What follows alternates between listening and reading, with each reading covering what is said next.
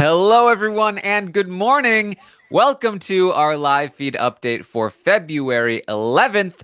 I'm your host, Taran Armstrong, and I've got a great guest with me here today. Pooya, how you doing, Pooya? I'm good, Taryn. You never fail to humble me. I'm excited to be here. Let's talk some celebrity Big Brother. How about that? Yes, we are here to talk about everything that's happening on the feeds for Big Brother: Celebrity Edition. That's what I'm Yes. calling it.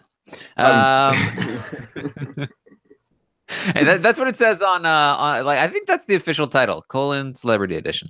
yeah. So we're gonna tell you everything that's been happening on the feeds since yesterday, and we'll just jump right into it. In the morning, Omarosa still in the hospital, still MIA. We don't know where Omarosa is. Meta talked to, or was talking about, like, what am I doing in this game? You know what? I want to get Shannon and James out. And James was sitting right next to him as he said that. So James was like, really? So, well, I mean, we can probably help you get out this week if Omarosa doesn't come back. And Meta was like, maybe. Or maybe I'll just take Shannon and James out. I don't know. We'll see. The man is fearless. I don't, and he's not like he's calculated, but definitely not calculated. He has been doing that pretty much the whole day.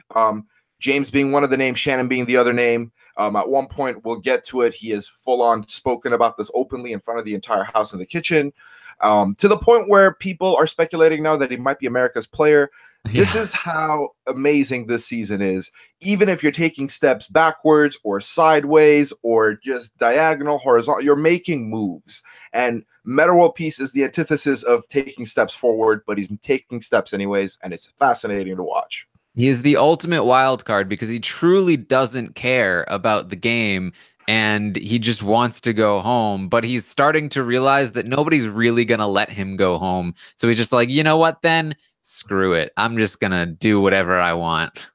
Yeah. And I loved yesterday where he was like, I'm not really playing. If I was playing, I'd be trying to cause a ruckus. And I don't think he realizes that if it was to cause a ruckus, that would probably be his ticket to get out of there faster. So it's fun to watch him unravel, and we'll see how he goes on as the days go along. Yes, this day was largely a day of this alliance of seven that had come together for this flip, sort of breaking into more pieces. Ross, Brandy, Ariadna, and Marissa talked about, you know what? We like this four. Why don't we have a final four here? And Ross is like, I like this four a lot better than any other potential fours that I definitely don't have, meaning the one that he had made with Shannon and James just the day or so prior. So it looks like for Ross, at the very least, he wants to move ahead with this final four of himself, Marissa, Ariadna, and Brandy. Yeah, and I think Ross has rightly calculated that Shannon is someone he will, if he goes to the end with, and whatever happens in the final four, final three, he ends up with her in the final two. That's his hardest shot to win. I think he's noticed that very quickly. I think this is like mainly Shannon's own fault because she made so many moves in the big first week of this game to the point where like Ross has figured it out, and Ross knows that going with Ari and Brandy is his better shot. And it seems like the four of them do have a good line of communication. Every person is contributing somewhat as far as conversation goes, and they've just gelled well together. So this is definitely Ross's primo choice moving forward for both himself and for the right of his game, I feel like. Yeah, I think that Ross currently sees it as, Brandy and Ariadna, they are more of like the floater type. He, certainly when you compare them to James and Shannon, who are much better competitors, or at least bigger competitors, he sees like, oh, well, they're easier to beat. They're more along the lines of, my competitive level when it comes to competitions. And I think I can beat them when it comes to a jury vote. So obviously it would be better to have them. And then, there's still 10 people in the house, but a four-person alliance with 10 people, it's not bad, especially when you consider that, Shannon and James are out on their own thing, and a lot of people are targeting them. Mark is just kind of hanging around, being dragged along by Ross. And then Omarosa and Keisha are out on their own limb. And then, Meta's he's got his head in the cloud. So it's not a bad plan. No, it's not a bad plan at all, especially when you consider the fact that probably Ari and Brandy specifically are more moldable by Ross. We've watched, or he's lived it pretty much with James and Shannon, both to their own way, going out of their way to do what they want. Shannon by trying to flip, James by just being outspoken and very verbal during the early goings of the game. I do think that the competition aspect does play into it a lot because these are two of the more physical players. We've watched them both like be the final two at that HOH. Seemingly, from what I've been reading and understanding, it seems like James was the last person Ross had to beat for this HOH. So you don't want someone like that in the end game, especially if you're Ross, who, while you believe in your capabilities and understandings of the game, you know that these competitions, if they get really physical, you need to be physical. And James and Shannon are the specimen to beat at that point. Yes. So you know, they're having that talk. Omarosa is still not in the house at this point, so they're wondering like, is Omarosa coming back? But Meta was having a conversation with Keisha, and afterward, he was talking to the cameras about something that we had been talking about, something that Omarosa had, in particular, had brought up, this idea of the optics and of, you know, is this a race thing that that Omarosa, Keisha, and Meta had been left out on that vote, and Meta almost seemingly out of nowhere, like I think he was having a conversation that was longer with Keisha that we didn't see, talks to the cameras and is like, CBS, you guys, you'd better not be making up some crazy storylines about race cards and racist stuff. Like, you better not be effing doing that. I wondered if maybe he was asked a question or two about the situation of the fallout in the DR, and maybe that's what made him think about it, marinate on it a little bit. He definitely does not want to see that stuff go down. He does not want to see some crazy storylines for the sake of storylines. And he just called them out, just face first to the camera, and said, don't be making that crazy BS around here, which I think is interesting because it's just Meta is an enigma to me. I mean, he was on the right side of the vote, but he feels like he was on the wrong side. He feels blindsided, and he just doesn't want that to be the narrative at all in any way, shape, or form. But he also understands that because it's TV, he can see it happening. So he wanted to get in the front of that before anything went down. Yeah, well, I mean, I think he says, like, I know there are some people in here that are trying to make that the narrative, but let's make no mistake, that shouldn't be the narrative, or at least you know, Meta doesn't think it should be the narrative. So you know, just another piece of that, and honestly, I think that might be the last we hear of this because.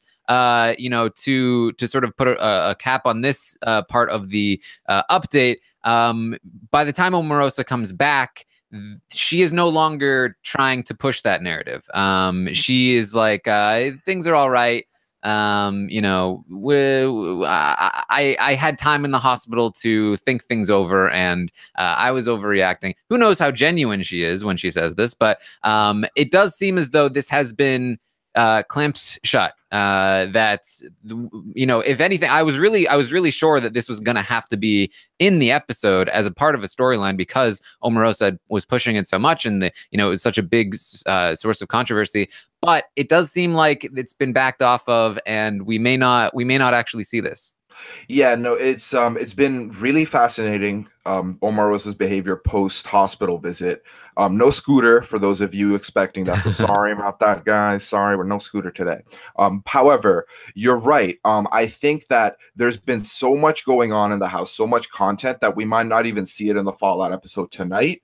We might see like a little snippet of it just because of that integral Shannon and Omarosa conversation right after the feeds came back on. However, besides that, it's pretty much been put to bed since Meta World Peace spoke about it yesterday morning. So I really don't expect us to see it come in. I think there's so much more that happened that will come up, like the Omarosa Brandy fight that we saw, and then all this other stuff, Nom talk. So there's been a lot of meat and potatoes, and this might be something that gets overlooked or skipped over entirely because it just did not come into fruition yesterday at all. Yeah, and I mean, another thing is that alliance of 7 versus 3 is basically already kaput at this point. So yeah, it lasted about like 24 hours. So you know, it's probably in the rearview mirror, which is hopefully a good thing. But you know, you never know. So. We had Ross talking to Mark. Now, Ross was really the driver of everything yesterday. He was all over the place. I don't think there's a single conversation in here that I'm going to update you on that doesn't involve Ross at this point. He talks to Mark, and he has a good hold on Mark. He's talking to Mark about, should we be worried about Shannon and James? I feel like maybe we should be a little bit worried about them. And Mark, who at this point should be aligned with Shannon and James because he's got like no one else for like solidly. It's like, yeah, I'll keep an eye on him. I'll see what I can find out for you. I feel like Mark has potential, but he hasn't been able to make any solid connections. And right now it seems like he is buying the Ross. I'll do what Ross says because Ross is the one talking to me. But Ross is really connected to absolutely everyone in the house right now. And he is not the avenue that you want to go down, Mark. No, and it's very funny. The minute you said, I think Mark has potential, immediately I rewind to BB19 and we're like, Kevin has potential. But Kevin currently just has these conversations and he needs to latch onto them. It's funny because I think Mark called himself out in the preseason as the old person. And I think he's kind of falling into that mold a little bit where he is largely discounted, but he is part of these conversations. And he willingly told Ross, yeah, not only will I keep an eye on the two of them, I will fish for information because I believe James will give me information if there is information to be given. So Ross, pretty much as I tweeted this out last night, where Ross is like the Varys of this season. He has ears and eyes everywhere. He has made every conversation necessary and unnecessary for that matter, but we'll get to that later. But he was a part of everything that went down yesterday. He is HOH, so he needs to figure out what he's doing with his nominations. But I think some of us might argue that he did too much, and we will definitely dive in momentarily. Yes, he's doing it all for the good of the realm, the good of Big Brother. For the 17th. So he has that conversation with Mark. He also has a conversation with Shannon about I think we made the right move. I think this was a good thing. And something that was revealed in the Shannon Omarosa fight that I didn't think was that important because who really cares? But Omarosa revealed that Shannon and herself had a deal from day one. Like, oh, we had a deal. You turned your back on it. Shannon had been explaining like, no, it was just like a day one thing. Like I was afraid to say anything about it because but it's Omarosa and so Shannon is apologizing for that. She's saying, I'm sorry again for that. I didn't tell you about the Omarosa thing. This is probably one of those things where it's like, the less you talk about it, the better. Just because the more you remind somebody that you had been lying to them or that you hadn't told them something, the more likely they're going to think about it and make it a part of their decision making. But Ross is saying, don't worry about it. It's totally fine. Totally fine. Don't even worry about it. But we're going to find out later. He's worrying about it. Yeah, it's like in a relationship when someone's like asking their girlfriend, are you mad? She's like, no. Do I have a reason to be mad? And they're like, no, we're good. And then like 5 minutes goes by and they're like, so that thing. And then they really start pulling out that thread. It's like, okay, so you think I should be mad about that? Like, just stop talking. Like, you were fine. She said she's not mad. Like, move on. And Shannon definitely could not handle the fact that she knew that she had admitted this from Ross and it had come out there now. And the more she spoke about it, the more Ross marinated and the more Ross realized that she looked at me point blank day one and lied to my face. So now it's a thing. Now it's a thing that Ross doesn't see as reparable, or even if he does see it as that, he doesn't trust her moving forward, which is not good for Shannon. Yeah, quite frankly. It's the sort of thing where it's like if you are in the position where you're like, I just want to make sure that you understand that I'm sorry about what happened. Like you're accepting my apology, right? Like it's just that's never a good place to be because clearly because you're imagining that they're not accepting your apology, they probably aren't. Which means that an apology isn't going to help you anymore. Like you need to reframe that entire conversation, right? Like Shannon needs to approach it from a different perspective. I don't know what the perspective is, but just saying like, just to reiterate the other apology that I think hasn't worked. I am sorry. That's you need to get, because there's walls up there that Ross is not letting her. He's not letting her even know that he's upset. So she needs to get to the point where Ross is even willing to admit that he's upset with her. And to do that, she needs to approach it from a different avenue. And she wasn't doing that. No, and I mean, there's, three ways to go about it. Either you're unapologetic and you come off as someone who just is stone cold, or you overcorrect and you're just on your knees begging forgiveness when they haven't even spoken about it. Or you kind of ride the middle where you're like, this is Omarosa. This is someone you said you didn't want to see. I just pee in the wind. She talked to me. I nodded and said, yes, ma'am. Yes, please. I'll take it. I'll take it. Just to shut the conversation down. Like, there are many ways she could have approached this, I think. And the way she took it is not good, especially it doesn't come off great when that person just came into power and now you're confessing. Because now it seems like you're trying to save your hide. And it's like, why are you trying to save your hide? I thought we were good, Shannon. Why are you doing that? So I didn't like it. I didn't like it at all. And like Shannon has just been since the fallout, since that eviction night fallout, she's been shaken. She was stirred up, and I think she's still recovering from that in bits and pieces.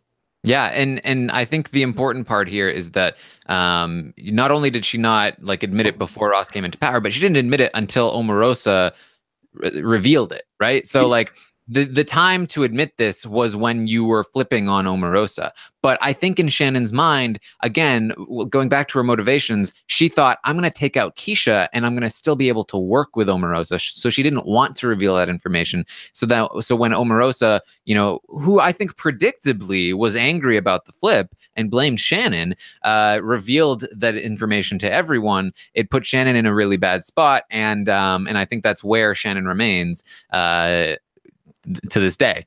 Yeah, no, absolutely. Shannon was unable to mend. I think Shannon gave herself too much credit. I think after being able to flip that many votes to get her way, she thought, if I can do this, I can do anything. I can definitely talk with Omarosa. I can patch things up and it'll be fine. What she didn't expect was Omarosa to just be unwavering in her feeling of like deceit and wanting to get revenge in any way, shape, or form she could. And that was one of the things she threw out there that just caught on, and people have run with it now. It's another interesting thing, because I feel like this is another thing that happens in real life relationships sometimes, where it's like you are friends with somebody, or you are in a relationship with somebody, but they have a better relationship with somebody else, and you're like jealous of that relationship, and you feel like, if I could just remove that person, then my relationship with this person would be great. But that's not how it works. You can't just remove another person, and the fact that that other person is going to another person in the first place means your relationship with them isn't that great. So Shannon thinking, I can remove Keisha from this situation and still be able to have my relation, and that will make my relationship better with Keisha, like, or with Omarosa. It's just it's not gonna work. It's not how relationships work. You think it's how it works, and in Big Brother, you actually have like a way to remove the other person, whereas in real life you hopefully don't. But it still is a thing where it's like, if you are seen as responsible for that, they're just going to be mad at you, and of course they're not going to have a relationship with you afterward. So if you ever feel that way in Big Brother, I feel like you need to be wary about your own feelings and think, okay, I've already lost this person. If they're already going to somebody else, then I've already lost them. I need to give that up and find somebody else. Yeah, it's not like, friendship is documented that way. It's not like, Omarosa has 100 units of friendship stock and Keisha has 75 of them. If I get rid of Keisha, I'm not going to inherit 75 stock. Right. Like, that's going to go spread elsewhere. She's going to try and, like, now that she's lost a big stock, this is a weird analogy, she's going to start like dividing her assets to different places. She's going to subsidize other things. It's not going to directly all go into the one other piece of stock you have left. So that was a bad calculation on her part. And I mean, Omarosa is someone, if Shannon, and I know Shannon is keen, Shannon's been watching and like she's a big fan of the show, but I think this is just one of those moments where Shannon overplayed and just got too paranoid, but then also got too overconfident when things started going her way, of thinking she can control the emotions of this person, she can keep them at bay, and she can slowly reel them back in. And that just didn't happen. The minute the rug gets swept under you 7-1, you're going to try and get as many people on your side as possible, because if you're up next, you need like 4 people, you need 5 people. So one person will not do you good. One person is not enough. So Shannon should have thought of that. Yeah, it reminds me of Eric and BB-8 like trying to slyly take Nick out of the game without the Donatos like getting mad at him. He almost got away with it too. So Um, close. So close. only Eric could almost get away with that kind of thing. So Ariadna and Brandy are now talking again with Ross, and they're starting to talk about Shannon. They're starting to say, "Look, Shannon is the biggest threat in this game. Maybe we should. I mean, especially if Omarosa doesn't come back, why don't we just put Shannon up on the block next to Keisha? That seems like a great idea to us. Like, why wouldn't we do that?" Yeah, and Ari was like the first person to bring this up into Mm-hmm. the ether of the house. And it's just for a second, Ari and Brandy are pretty much at this point, I would say, a full-fledged duo. And I think they can go the distance here, and it's absolutely insane. Watching them communicate with each other, it's just fascinating. And I was telling you earlier, right before we went on, like, it's amazing. I'm looking at Brandy, someone who 2 weeks ago had no idea what was going on in this game, late addition to the game, didn't know what a backdoor was. What was she doing yesterday? Talking about the backdoor option, talking about that being available, talking about putting up Shannon, talking about getting rid of Shannon. So the two of them went up to Ross and kind of planted this seed of, what about Shannon? I think Shannon is a bigger threat to us. I think Shannon is someone we want to maybe consider. And then Ross says, well, I don't want that right now. Ross, and like the thing with Ross is, so he's done a couple of things yesterday. So he's played a lot, as we've mentioned. He kind of ran with the Shannon thing a little bit, kind of floated the idea to see who would think of it, who would catch it. But what Ross has been doing perfectly as well, he's been saying repeatedly, as a player of this game, as a fan of this game, sorry, not as a player, as a fan of this game, I think the backdoor is gross. I wouldn't want to do someone dirty like that. That is not me. That is not okay. And I think that's his cop out in case he doesn't want to pull the trigger on this. But that seed has been planted effectively because throughout the day, that has been coming back into conversation. And it's funny that the first person to have brought it up was Ariadna. But Yeah, here we well, are. the thing about Ariadna and Brandy is that they are by far, I think, the tightest pair in the game. Ross and Absolutely. Marissa are pretty tight as well, but Ariadna and Brandy, they are inseparable, and that is extremely dangerous. Mm-hmm. Despite like it doesn't matter how good they are at competitions, or because they still might be great at competitions. You don't know. There's been what, 3 competitions and they haven't won one yet. Like, whoa, Yeah. like that doesn't mean anything. They could be great at competitions. They're extremely tight, and clearly they're game savvy. They're saying, I mean, it's very very good for them if Ross takes a shot at Shannon. Like that is amazing for them, and if they actually pull it off. I think that's a potentially game-winning move, and I really don't feel like it's in Ross's best interests at all. Ross has people that are coming for him, and he's got a ton of people Meta, Brandy, Ariadna, Omarosa, all of them are going after Shannon and James. There's no reason you should be doing that work for them, especially when Shannon and James are currently on your side, believing they have a Final Four deal with you. So I have no idea why Ross is even considering this, but I think he feels a little bit pressured because Ariadna and Brandy are just like, why wouldn't you do this? She's the biggest threat in the game. Yeah, and it's funny because shortly after that initial conversation, Marissa and Ross were talking, and Marissa mentions, I don't think James or Shannon are going to come after you. I don't think you need to do this. Like, they're going to be in front of you. And it is true. They are both targets in front of him. Shannon is a big target in front of him. Shannon has no intention of going after Ross, especially after the move they've made. And Shannon has been shaken by Omarosa. Shannon is trying to find refuge with her new set of people. And I think Shannon is really invested in this alliance 4 that she had made previously, but she thinks currently still with James, Ross, and Marissa. So Shannon is harmless to Ross's game, at least at the very moment. Maybe in the end game, that's a whole other shebang. But we still have 10 people here. I don't think you should be going after Shannon. But the problem is now with the pressure coming in with Ari and Brandy, and the fact that he has taken this and ran around the house with it a little bit and brought it up, this kind of big move itis that happened with him, where like getting Omarosa out was just not enough at this point. Now we need to think of like a contingency plan of getting rid of someone else if Omarosa wins veto, or one of us wins veto and like uses it. So it's going to be a situation. I think he's kind of played himself into a corner somewhat, in my opinion, where if the veto is used, he cannot put anybody else up besides Shannon, lest he piss off his alliance. because that's where we're at now, especially with Ari. She wants it. Brandy wants it. Marissa, by the end of the night, we'll probably get to these conversations. Marissa's also warmed up to that idea and is willing to do that.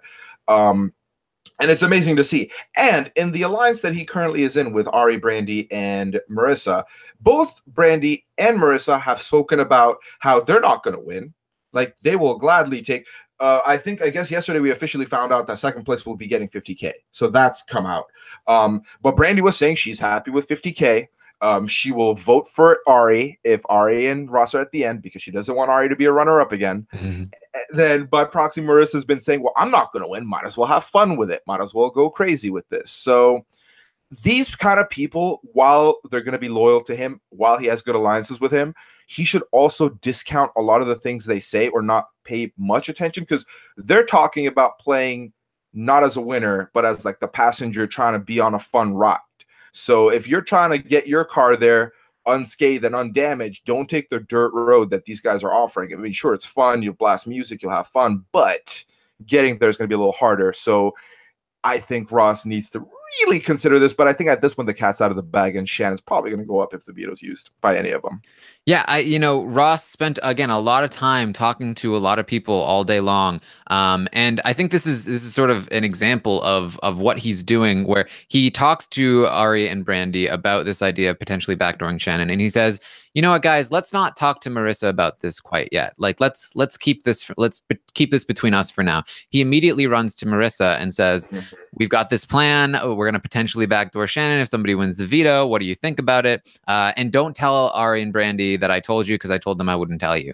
And that's sort of his style across the board here. He is basically, he has an individual relationship with every single person in the house, and he's gotten to a point where he is just completely at the center of everything. He is completely in power. He has all of, like, he's the HOH. And I think that's why he feels comfortable with the idea of backdooring Shannon to some extent, because he feels like, well, I have no enemies at this point. Because even once Omarosa comes back, he has a conversation with Keisha as well at some point, where he apologizes for the flip and explains his reasoning. She seems receptive to it. He has a conversation with Omarosa where she talks about how chill she is and she's on medication and like, oh, everything's great. So he really feels like, I can take a shot at whoever I want. And if that's the case, Shannon is the biggest threat in the game. But you have to realize that, yes, this is a shortened season, but there's still a lot of eliminations. And just because you're in control of the entire house for this particular elimination doesn't mean that that's going to stay that way. I think maybe his idea, because he talked about it with Marissa, like this idea of backdoor Shannon, they were like, yeah, but this is a shortened season. Why don't we just go for it? But the thing is, like, Big Brother is not about like just holding power and like winning and taking people out over and over. It's about Ari and Brandy convincing people to do their bidding for them without having to win any competitions, therefore not being threats. And especially in this version of the game where people can go home and listen to podcasts or, listen to their fans and be like, wow, Ari and Brandy were actually doing good work. They can get a lot more respect than they may have even had in a different version of the game. So despite the fact that Ross has completely taken over, he's at the center of everything, completely in control, basically the Derek of the house right now, I still feel like Ari and Brandy are in a better spot because, again, if Ross takes the shot at Shannon, I think that's a huge blow to his own game, and I don't think he realizes it. Yeah, and I think that's absolutely correct, Taran, because we've watched Shannon become the big threat. Shannon goes, you're in everyone's eyes because you were at the focal point of all these things. Ari and Brandy, who like silently told you what to do and planted that seed, and now you're going to execute the plan, they're going to be fine. They're going to keep walking forward. And the fact that we're going to probably be getting evictions every 3 or so days, like, that's not good for you, especially because like with a longer season, right? So you get rid of someone big right off the bat in the beginning, then you can lay low for a couple weeks and reset and like recalculate and be fine. You do not have anywhere to hide in this kind of season with 3 weeks on the line. Like, you are going to get rid of someone and people will remember that.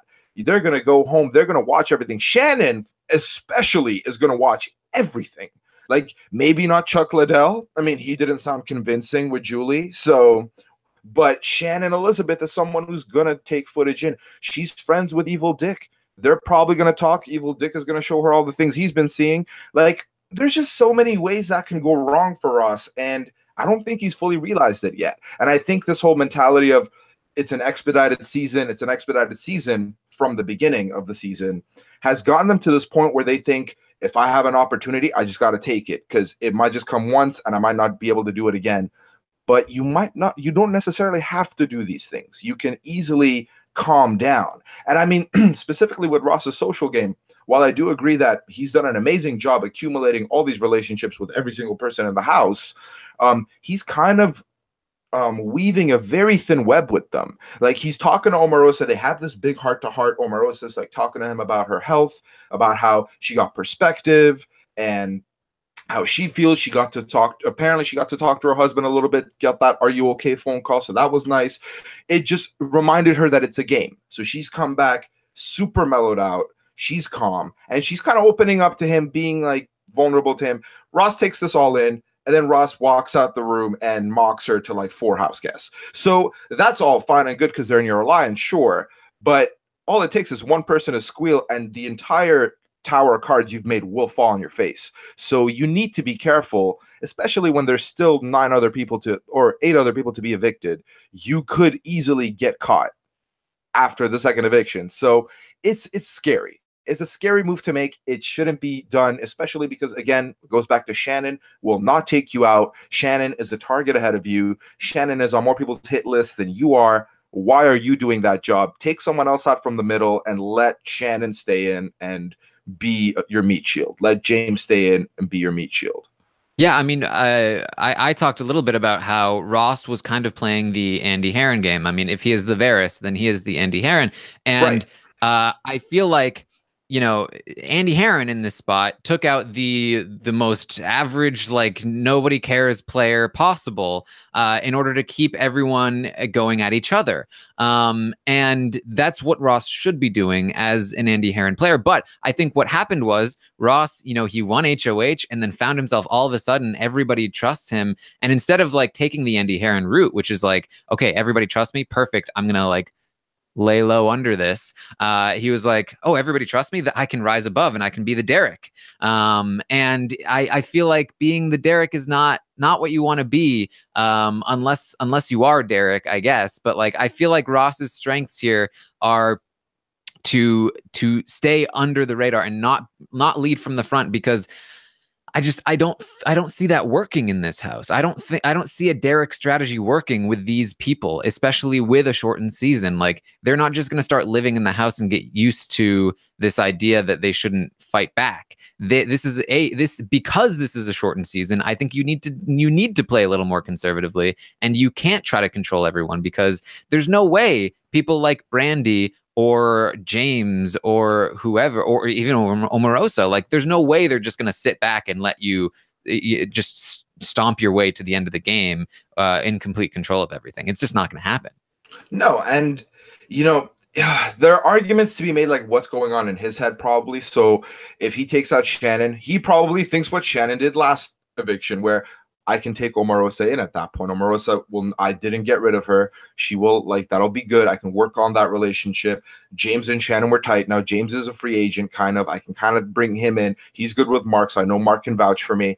But I don't think you're exactly right. That's not how this season is going to go in particular. This season is, I have the sword now. I get to swing. Who am I going to swing at? And someone like James, I could see going after him. Omarosa wins. I think she's still going to go after him. If Keisha wins, I think that's still a possibility. Like, he is not out in the clear by doing something like this. He is out in the open at that point as a target. So instead of putting on the cape, maybe he should have put the face mask and been Robin instead of Batman, because this is going to hurt him, I believe. And I think, like, you look at Ross, you don't really necessarily, you would probably, like, if you're just casual, and a lot of these people started off as casuals in the house, did not expect Ross to win an HOH, probably did not look at him and think this guy's going to win comps. Now you've won one, so you're like slowly building a target for yourself when you shouldn't. Like, I do agree with your comparison of him and Andy and like the Varys game for sure, but it needed to be less above the radar and more under the radar. And I think Yesterday, he kind of started under the radar, and by the end of the night, he was on top. So it'll be interesting to see how this day goes, because we know that the veto is tomorrow. They think it's today. So just watching how they talk, because they're going to bring this up more and more today if they expect it to be at some point today. So it'll be interesting to see how the marination continues, where they end up being, because this has been kind of shifting day to day. But in order for it to get neutralized, he'd have to do a lot of damage control today, and I don't see him doing that. I really don't. Yeah, I think it's telling that like he's considering this plan, but I don't think I've heard him say like what happens after. What happens after Shannon leaves and after you backdoor her? Like who wins power and what do they do? Because you know, even Meta, who he had another conversation with Meta, and Meta was like, you know what, maybe I'll stay in this house and help you out because you're the only person I have a deal with, Ross, and I just want to take out Shannon and James. Like, you know, even assuming somebody like Meta wins HOH, like who does he put up? Like he's not putting up Keisha and Omarosa. I think, you know, he still has a good relationship, a good enough relationship with them. He'll certainly put up James, maybe Mark next to James, but like, who is anyone else putting up? Like once Shannon is gone, the threat of James is much more neutralized. And then it's like, well, okay, so who's the biggest threat? Maybe James, maybe oh, it's Ross. Of course it's Ross. He's at the center of everything. And especially people like Ari and Brandy, who I think are very able to recognize that. I don't think they currently plan on stabbing Ross in the back after Shannon leaves. But I think once Shannon leaves, if they have the opportunity to, they're going to look around and go,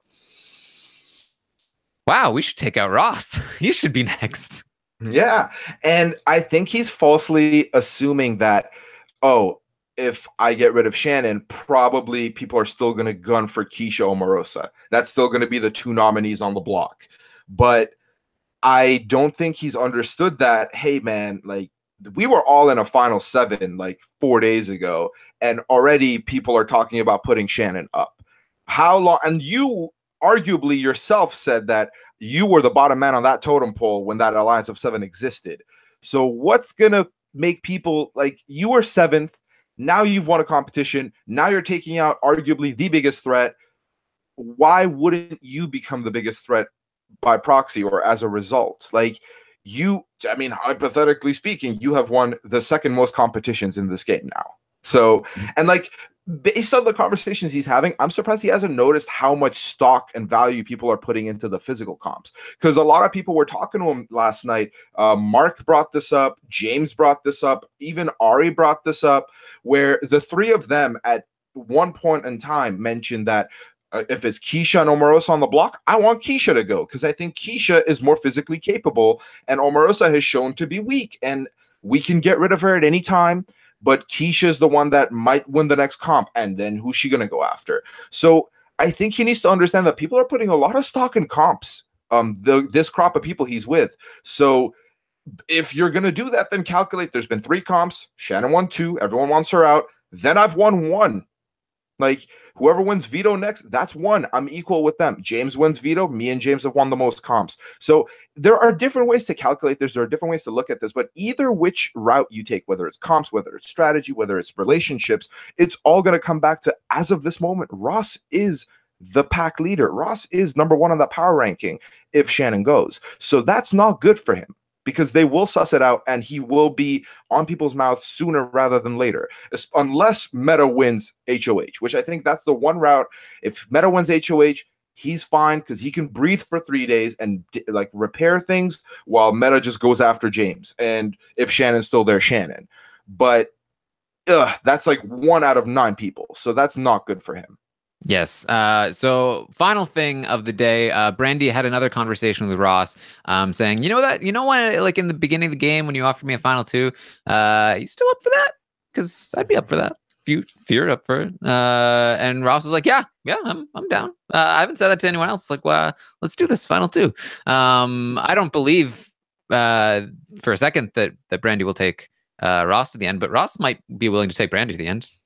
Yeah, no, I think Ross would take Brandy. I think Brandy has made it very clear that she's with Ari. Like those two are inseparable. And it was a funny conversation because Ross kind of looked back and was like, "Oh, you want that? You want it, right? You still want it?" And she's like, "Yeah." I was like, "Okay, cool." we're doing it. Okay, it's fine. So yeah, no, I think Brandy is no intention of honoring that final two. I think she just kind of wanted to see what Ross would respond, and Ross responded kind of, he agreed, but I don't think he sold it that well. But it's fine; it'll be okay. Actually, I wanted to talk about a little bit, Taryn, before we start wrapping up, Omarosa and her returning into the house. So, Right. you know, Ross is the Varys. Omarosa is freaking Littlefinger. I was baffled. So Omarosa comes back in, and like as you hinted at the top of the show, there was a lot of animosity the night before. There was a lot of things coming out. You know, Omarosa felt cheated. Omarosa felt that maybe something racial was involved with this decision. She was not happy. She was calling out Shannon and their one-on-one, completely like shaking her up. And then she goes to the hospital. She comes back. Ross calls it happy juice. I call it medication. One or the other, pick yours. But she comes back in and she is a different Omarosa. She's a completely different Omarosa. It's like and that's the beauty of having Omarosa on this season, where I still, for the life of me, cannot figure out if she has calculated all this and was like, if I come back in, I need to do this, or it's the medication talking, or it is perspective talking. I can't tell. I'm like, that's why she's Littlefinger to me. I'm like, you seem like you're being sincere, but you could be playing everybody. But she was able to neutralize everything within a span of 12 hours. The fact that she collapsed during this competition to some sort of asthma attack is what I've understood. And she was able to come back and talk about how she doesn't typically have her inhaler with her when she's out and about doing her regular days. So like she didn't expect to need it, but like when she's doing competitions or like physical things, she'll need it. So people immediately discount her as a physical threat immediately after this happened. The fact that she has only had to do one out of the 3 comps has been enough of a sample size for people to see her do this the first time and collapse to think she can't do this at all. Like, this is not her forte. So they've discounted her physically. And then she was playing games. She was playing some kind of telephone game in the kitchen with people. They're sitting in the backyard talking about nonsense, taking people's questions from around the globe through their mic packs. And she was participating. She was playing along, laughing. She had a couple subtle conversations here and there talking about her whole health issue with Ari, with Ross, and people like Ross is someone who's like worried about that. He's like, I still can't tell what she's thinking, which is the right way to do. But I think she's been effectively able to neutralize enough people to the point where she almost even kind of looks like the third option this week to a degree, because Shannon has now become like target numero uno. They want the veto used. And then you've kind of got Keisha now in the forefront, because some people don't still believe Keisha, just kind of don't see where she's coming from, don't like the cut of her jib a little bit. They think she's got physical acumen over Omarosa at the very least. So I'm just fascinated, Taran. I'm fascinated by how she was able to turn this around. And I can't tell if it literally is happy juice or it is a calculated play. So I'm baffled. Yeah, as it stands, Ross and Brandy were both saying that we'd prefer Omarosa to leave. But Ari was saying, nah, I feel like Keisha is the more dangerous player. I think maybe we need to take Keisha out over Omarosa. And I will say, if the veto was not used and Keisha and Omarosa stay up on the block, they were put up on the block yesterday. If they stay on the block and Keisha leaves before Omarosa, that's very impressive that Omarosa in the course of like 2 days was able to completely turn it around and get the target off of her back. To work on that kind of deadline is impressive work. Assuming it was calculated, because she was helped out a lot by the fact that she had what was assumedly in a genuine asthma attack and then came back in with medication. Like, we don't know how much of that was calculated, and the asthma attack was a huge part of it. If she faked it, then oh my, that would be amazing. But I definitely didn't stay in the hospital that long if she did. Yeah, no, if she had faked it, this is like Omarosa's funeral levels of play. That's incredible. You're coming back from the dead. But no, I don't think she really faked it. I do think that kind of being out of the house, because like, for example, Christmas goes out of the house and just is dazed. She's gone. Like, she votes for Cody to stay. She comes back. She's made a promise. Like we thought she was going to do something with that. She really didn't. So it's very interesting to see, because like last year when Christmas went out, a lot of people were like, this is bull. Like this shouldn't be a thing. She went out for too long. Let's like, this is enough. But then she came back and it was kind of like, oh, she's a shadow of what she was like a week ago. Like she's all right. At least she's fine. Like she was not going to do anything. But now Omarosa comes back and like this happens. And if she does stay, people might be very outraged about that. And I do think it is going to be close to call, Taran, because right now, as I see it, right? So let's say Vito's played, everything stays the same. Keisha, Omarosa on the block. You've got James, who was saying he wants Keisha out. Mark, who was saying he wants Keisha out. And if those two they're kind of a duo at this point, somewhat, they'll probably be okay with that. And then Ari kind of wants Keisha out. So if Ari can convince Brandy, that's 4. That's all you're gonna need. But now they're a good duo, but like it's gonna be interesting to see if Brandy's gonna be the one in the front controlling Ari, or Ari's gonna be able to sway Brandy to do this, because I don't think Shannon's gonna want to do that. I really don't see that happening, especially after their fallout. But if those two boys kind of want Keisha gone, and Ari wants Keisha gone, then we could see it happen. And then if Omarosa's able to kind of milk this a little bit, a la Tyson dislocating his shoulder, a la John Party wearing a sling, and like is able to kind of lean on this a little bit and milk it a little bit, then I could see it happen. Like it wouldn't be impossible to me. Yeah. Well, we are in for an exciting Monday night eviction, I believe. And tonight, we're probably going to get a lot of the fallout from the flip. So there's going to be some fun stuff on that episode as well. Make sure you check into our coverage of that episode as well as the Monday night coverage. We will be doing our LFC roundtables Tuesday nights because there's an episode on Monday night. So make sure you tune in for that as well. This really could be, since it's a live veto and Shannon is potentially being backdoored, this could be very dramatic because Shannon could be going from I'm totally safe to stabbed in the back and going home in the same hour, which that's like Judd levels of double eviction here. So some exciting stuff there. Although I don't count Shannon out yet. I've compared her to Vanessa, and I think something that people forget is that Vanessa was quote unquote caught for the entire season and basically everybody's backdoor plan for like half the season. So that's sort of where she's put herself, and I think I'd hope that she recognizes that. But she has great competition potential, and I think once she catches on to the fact that she has potentially been betrayed, she could be dangerous. Don't put Shannon in a corner. So. Never impossible with Shannon. Yes, of course. Taran, before we head out, what was your pet's name and what was the street you grew up on? Because that was a conversation that came up yesterday. It was a conversation. I was like, is that information that celebrities want to reveal? Is their street they grew up on? I guess maybe it's public. They must have moved at this point. I mean, I would hope so, but still. Yeah. Like, I don't know. All right. Well, thank you, Pooya, for joining me on this update. We'll be back tomorrow at 10 a.m. Eastern to update you on everything that's been happening today on the feeds. And we'll have an update as to whether or not we think this Shannon plan is going to happen and what will happen with Omarosa and everything else. So lots and lots of fun stuff headed your way. Make sure you subscribe on iTunes to Reality TV RHAP-ups or the Big Brother feed or all the other feeds. The Taran Show. Just trust me. It's totally what you are interested in. And do it. Yes. And again, I think that's it. I think that's all we got. So check me out on Twitter at Armstrong Taran. Pooya is at Pooyaism, and Pooya great on Twitter. So make sure you follow Pooya. Oh man, thank you so much. You're so nice to me. Thank you everyone for joining us. We will see you next time. Adios.